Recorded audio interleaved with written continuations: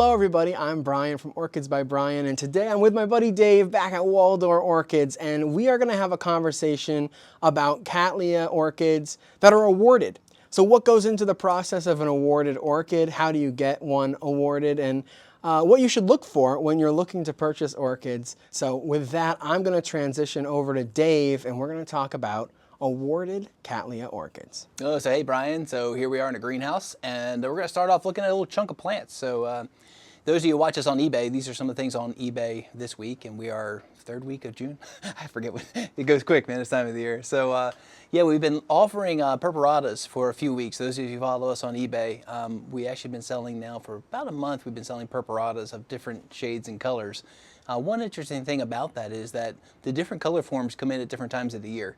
We'll start out with what we call the tipos. They'll be white with kind of like a blue or a purple lip. And then we'll get into like Eyes, and then we get into Carneias, and we end up with Flamias, like you see in the background, and Sanguinea type. They'll be the last ones that come in. And we're on the very, very end of the season. So those of you who've been watching on eBay and you think, well, we keep, crushing them out, and every week you're gonna find the next one, they're gonna cut off real quick in a week or two left. So it's interesting to see a bunch of different colors together though. We have standard Alba, which you're gonna get a little picture there. Not a premium form. We have a better one called Elias, but unfortunately Uncle Bill cut all the flowers last week.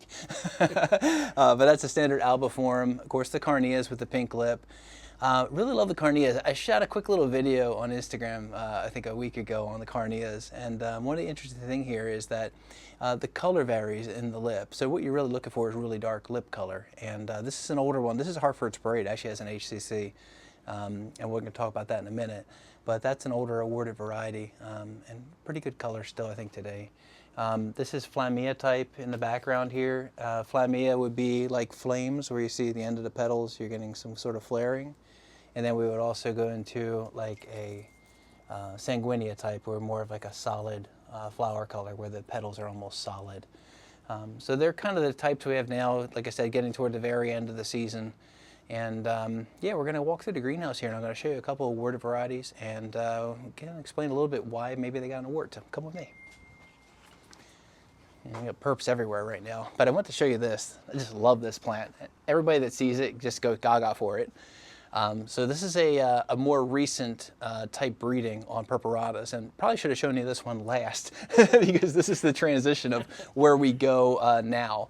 And you can see when it first opens up, this one's a little bit younger flower. See how that's really white in the background too? But they get really, really dark flowers. But what the more modern breeding technique is here now is we're going for something a little different. And in order to talk about this one, I want to talk about this one first, and then we'll kind of go back to this. So this would be considered, it doesn't have Flamia on here. I'm going to check the tag and make sure. By the way, plug a little bit. Miranda Orchids. Yeah. Francisco and Christina, those guys are awesome. Got it? I want to flip it on you. Got it. But on the other side here, they do have it listed. It was actually a Flamia crossed on a Sanguinea. So this is your typical Flamia, and I want to show you this in comparison. One thing is for size. As you can see, these are sitting next to each other, both in 6-inch pots. This one has probably 10 bulbs in a pot. This one has 5. This one also stands about 10 inches taller just in the plant. The plant overall in flower is probably closer to 12 inches taller. This is a piece of our old FCC Flamia, Nancy. And this came from Nancy and Joe Volpe's collection. They're collectors here in Tabernacle, New Jersey. And this plant, when it got awarded, was humongous. As you see it sit on the bench here, you think, well, that's a big Perparada. It's not nearly as big as it was when it got awarded. It was probably standing, I would guess it at about 10 inches taller than where it is now. Absolute banana leaves on it when it gets full size. So, I mean, this is nice, but not too many of us can actually grow this on our windowsill. Brian, you're under lights, so no for you. You don't get to play. But Brian was saying, like, hey, I'd like to get a Perparada. And I said, well, this is the more modern breeding. You can see a much more compact plant. And this, I'll turn it around so you can see a little better. See, once a plant reaches flowering size, the way you can tell if it's going to get to full maturity is the leaves don't jump a whole lot on the next growth. So you can see everything here is pretty much topped out here, and we're at about maybe 20 inches. And very compact growth habit, where we say we have about 10 bulbs in the pot in a 6-inch pot. But this more modern breeding I want to show you is for a much wider petal and a rounded petal tip. And you can see on the older one, The tip is much more pointed. Where these are holding the same position, you can see it's much more rounded. And what that does, it makes the flower look a lot more full. So this one was just awarded just last Saturday. We are the 25th today, I think, or somewhere in there, 25th of June. So just last Saturday, this got 86 points in Philadelphia. And they liked it, obviously, for color. The color saturation on this is just amazing. This came out of Chris Raymond's collection. He was a collector here in Hamilton, and we called it Loretta's Plum Perfect. And I haven't updated the label to show the award yet, but we will get to that. In fact, let me overlay this real quick, and we'll talk about awards really quickly. But you'll see on a lot of tags where you have an AOS award. So you see the acronym here. This is FCC, which is a first class certificate from the American Orchid Society. So if you're reading tags in the greenhouse and you see that on a plant, usually that's a good indication that the plant is very high quality. Even to get any AOS award, whether it's an HCC, that would be from 75 to 79 points, or an AM, which would be an award of merit, that's 80 to 89 points, or 90 points and higher would be an FCC. Very difficult to get an FCC, but it's difficult to get any award. So if you get an HCC even, that's great. But anytime you see an AOS award on a plant, especially if you see a little thing after that says original, that's always good because that's going to be an original plant.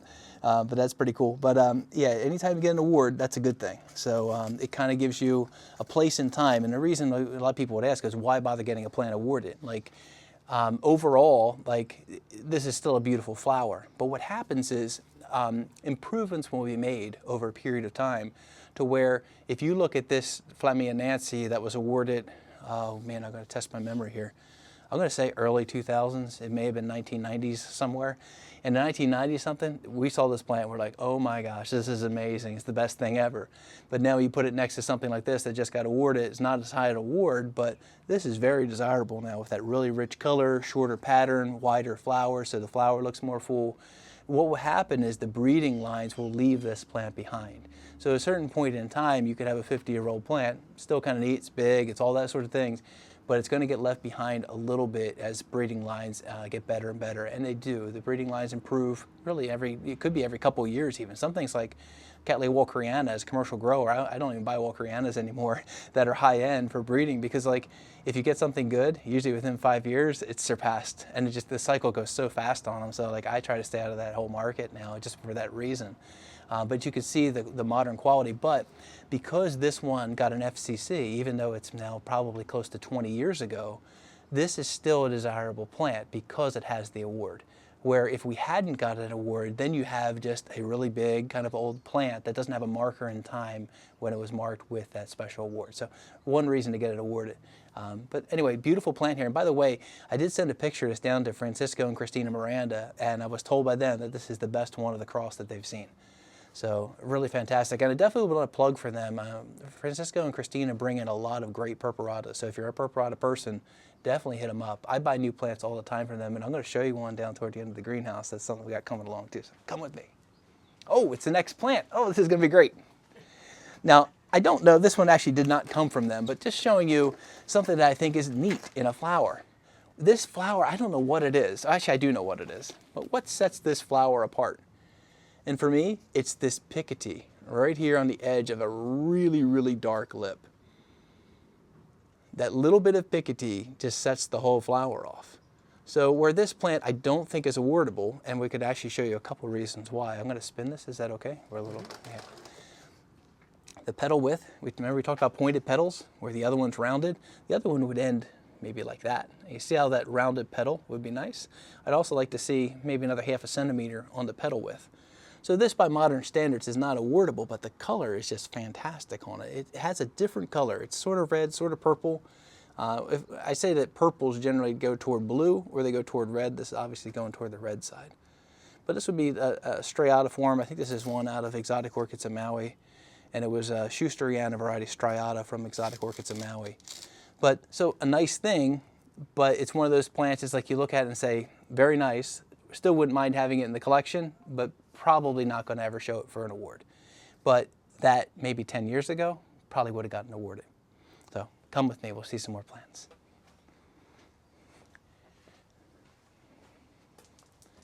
Now we get to one of our favorites, Brian. I love it. Yeah, me too. I love it. Oh my gosh. And the coolest thing about these, and this is something for AOS judging I want to talk about specifically. This is, of course, a Carneia form.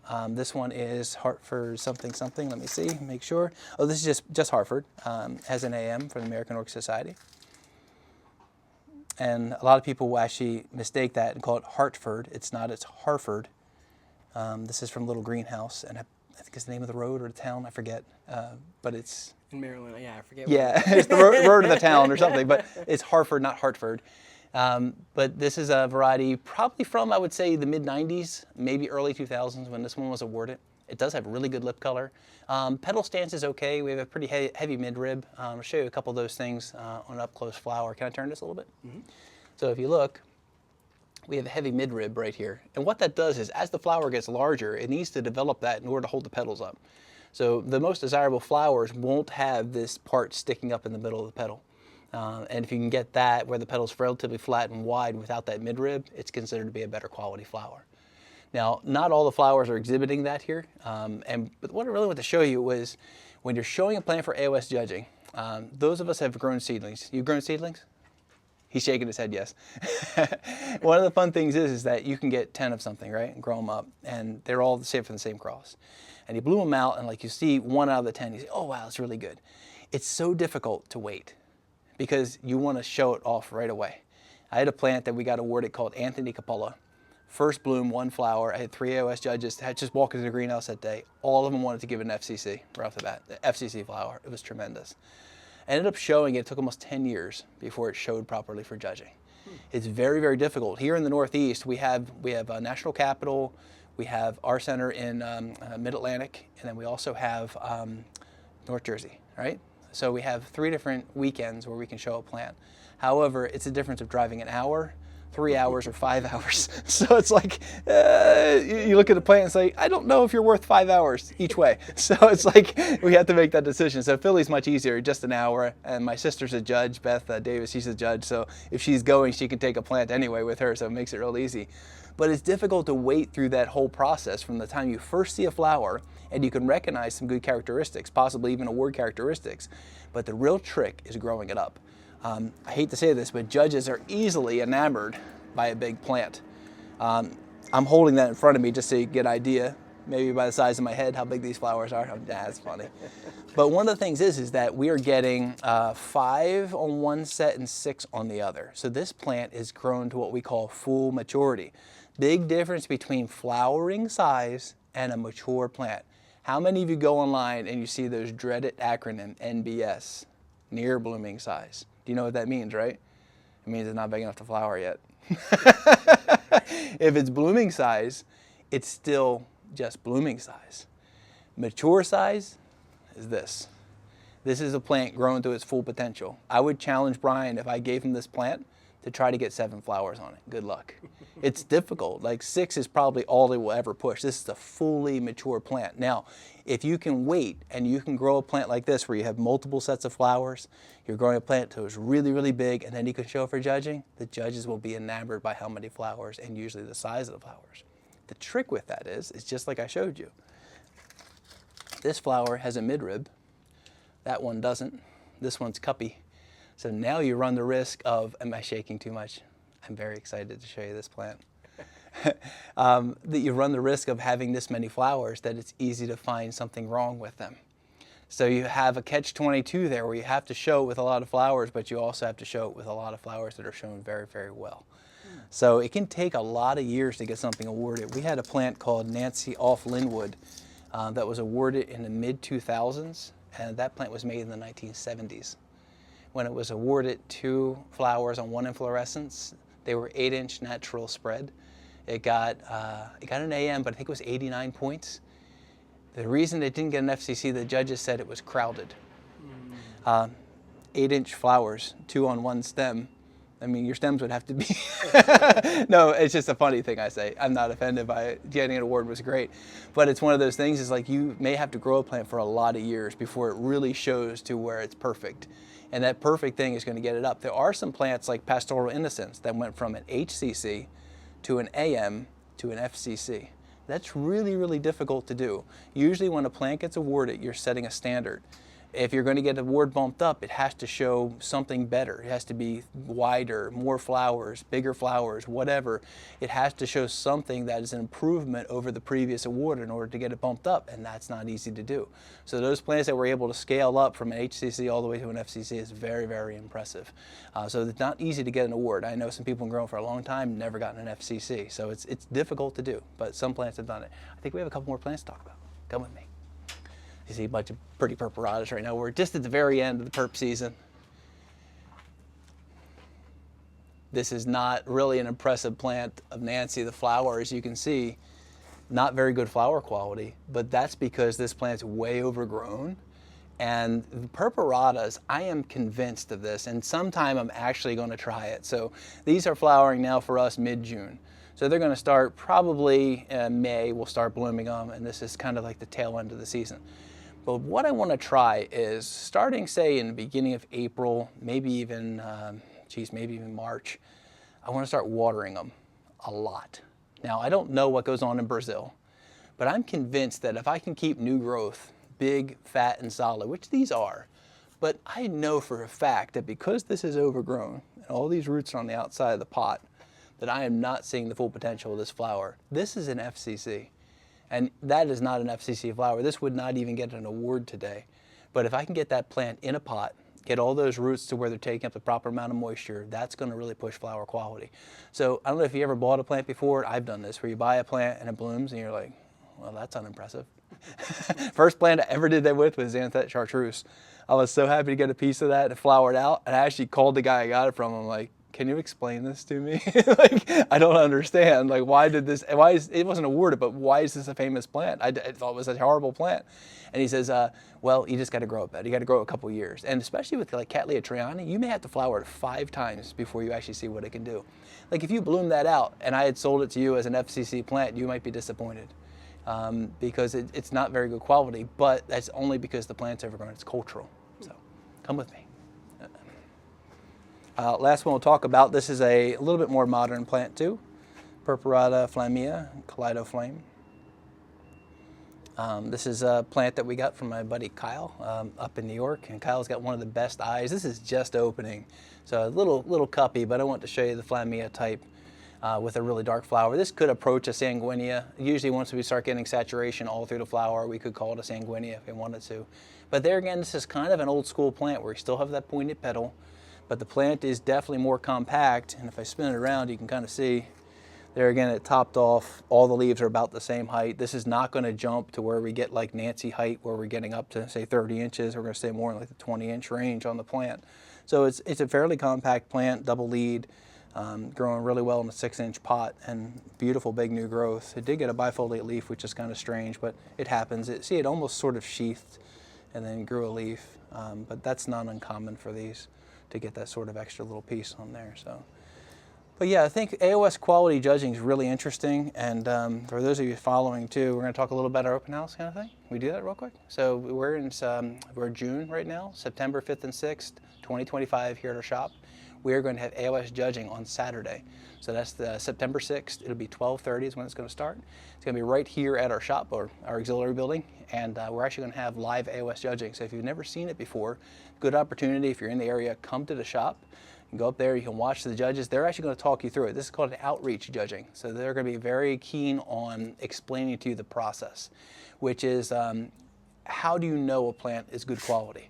Well, what I try to do is very simple. I try to judge presence. And I actually teach this to people that don't know anything. And I used to go to judging with a guy who literally, he got started in orchids because his son got started in orchids. He didn't want to like orchids at all. He actually has an AOS award. And one of the things is that I was teaching him presence. Like, you just look at a plant and there's something about it that if 10 people walked by it, 9 of them are going to like the plant. It's just something about it just grabs you. So that's the first thing. Now, if it already has an AOS award, it's, like I said, a little bit difficult to get it bumped up. So you got to check that part. But it is possible. Like if it has a low AM, you may get a higher AM, you know? So you can still get bumped up a couple awards and then, or a couple points, and then it's actually your award at that point, which is kind of cool. You can buy Mericlones of awarded plants. You can buy original divisions of awarded plants. There's all things there in the collectible realm, and the price changes dramatically between a Meristem and an original piece. But presence is the first thing. It's got to grab you. There are award programs. So if you're a member of the AOS, you can go on, and they have Orchids Pro on there, and you can look up awards. I use it all the time. I'm using it every single week, looking up awards and things like that. There's old award books. There's a Fisher Bishop book that was published in the 1980s. The AOS published an award book. You can probably buy it on eBay even. And it's all the awards from, I think it's 1932 when they started, keeping track of the awards, all the way up until, I think it's 2008. You can actually get a book that has every single award that they ever put in up to all those dates. So pretty cool. You can look up and it will tell you where it was awarded, the point score, and it's I think an abbreviation of also the exhibitor. And it's all that information in one book. Orchids, Orchid Whiz, I guess we should talk about that. They also have an award program. Now that's a purchased program, the software program that you buy for your computer. It's a great program, very user-friendly. But that's a great program if you can get that. There's also orchids.org, I believe. Can you shake your head yes on that? They also publish at the bottom. Like if you look up a plant, you can scroll down, and they actually have at the bottom the most recent awards, I believe it is.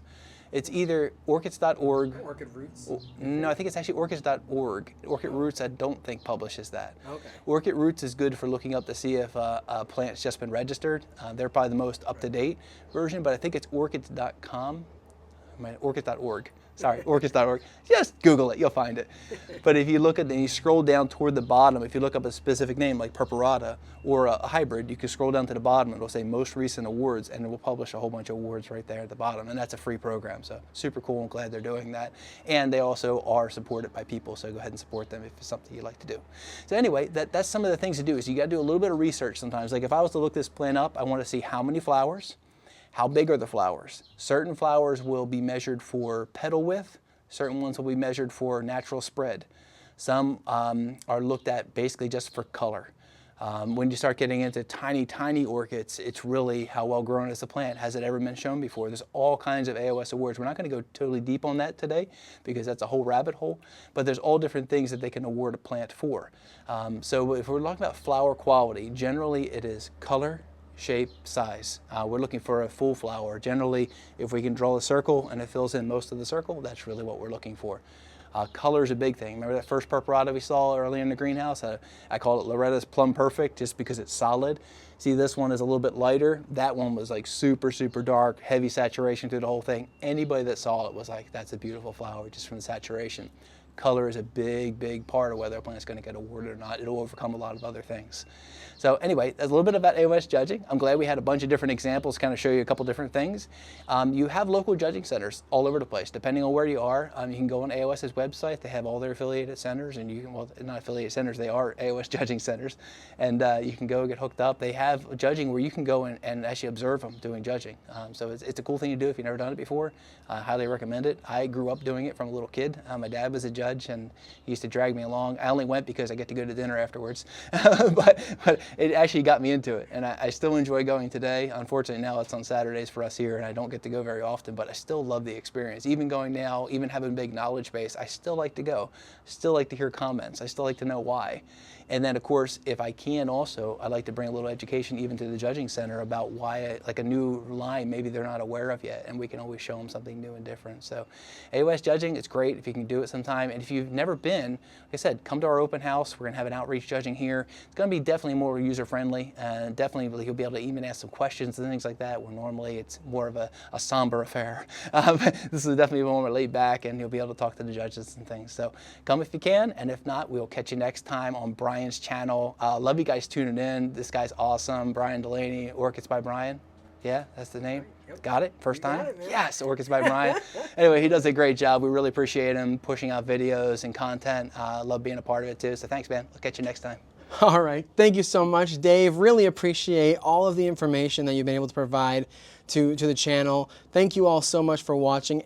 Like Dave mentioned, check out the open house coming up in September 2025. I will be there. I'll have more information about all the folks that are going to be at the open house. They're going to have vendors, AOS judging, of course, the amazing plants that you've seen here at Waldor for sale. So block that weekend off and visit. Again, thanks so much to Waldor. Thank you, Dave, for doing this. Really appreciate it, man. And with that, thank you all for watching. I'm Brian from Orchids by Brian, and we will see you all in the next video. Goodbye.